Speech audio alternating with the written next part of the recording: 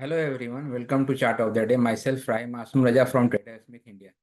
So आज के chart of the day के लिए मैंने सेट किया दो stock. One is Blue Dart and the second one is Reliance infrastructure. So let's see how these two stocks are looking on the chart. So ये Blue Dart का daily chart है and we have seen that the stock has been in the consolidation from the past one month and 2 weeks I can say, or almost 6 to 7 weeks, especially from 16th of July it was trading in the sideways.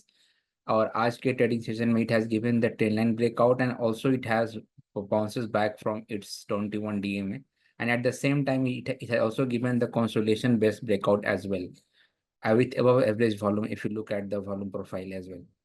So overall sentiment has turned positive and it has EPS strength of 46 and the buyer demand of B+. It has also increment in the number of funds to 5.37 in the last quarter. Now Reliance Infrastructure. So Reliance Infrastructure has been in the consolidation zone from the past 2 to 3 months, we can say, April onwards, and stock has also forming multiple lower lows.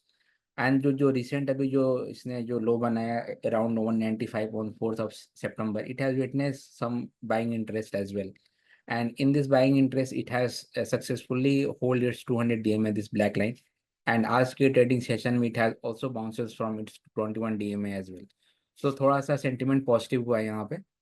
And if you look at its EPS strength, which is 39, which is not that good. And the buyer demand is actually A-, which is actually great. So if you look at its number of fund holding, it has increased to 1.81% in the last quarter.